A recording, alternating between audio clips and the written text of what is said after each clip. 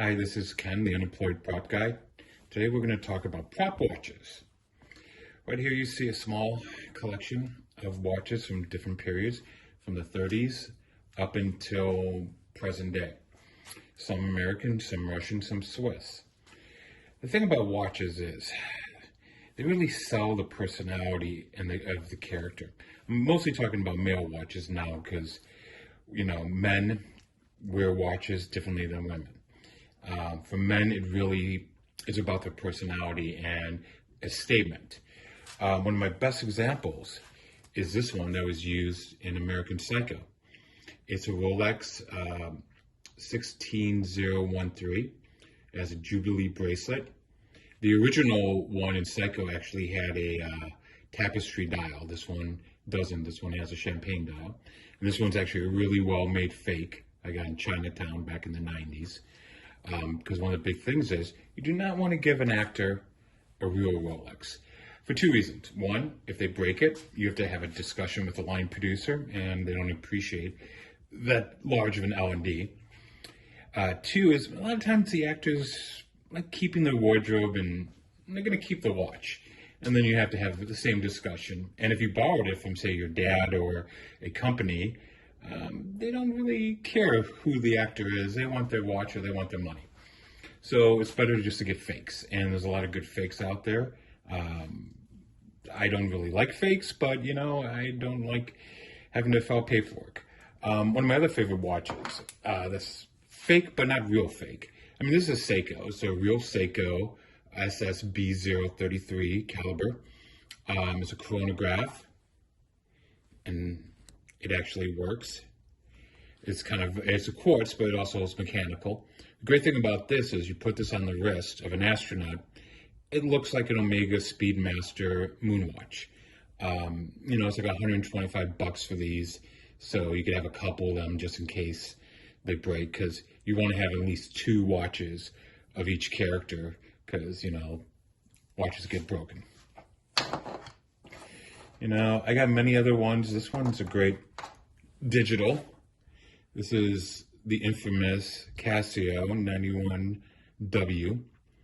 The great thing about this watch is not only that it's like $10 and it's just, 1980s-ish or early 90s, you could play it off as. If you're making a bomb last minute because they decide to have a bomb in the scene, this is actually used by many terrorists for timers.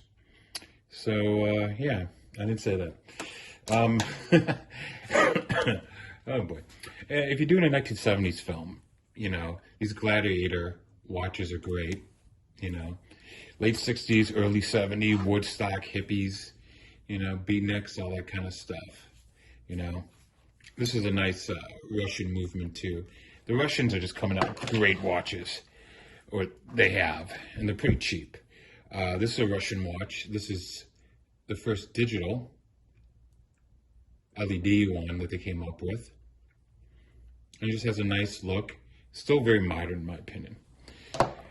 One of the other things you need to worry about is extras. Sometimes you have 10, 15, 20 extras, and they don't wear watches.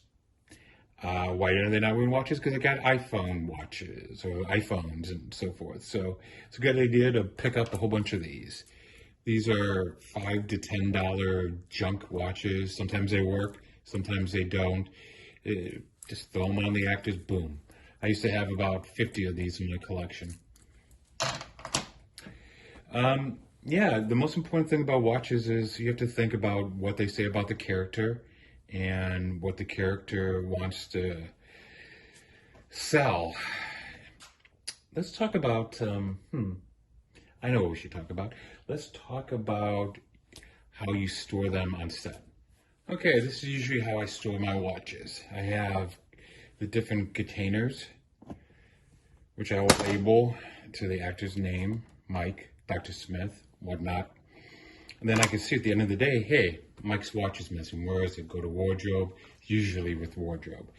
So I'll get it back, put it back in here, look at it, know that all my watches are there. I have a lot of other things in here, like different kind of bands, batteries, because if you're using quartz watches, you have to make sure they can work if they want to do a close-up. I have my different pins for the watch bands. Clean solution, and a nice soft towel. So I'm going to open up the case back to get to the battery. Micro screwdrivers. They're designed for watches to unscrew them and change the bands on some of them.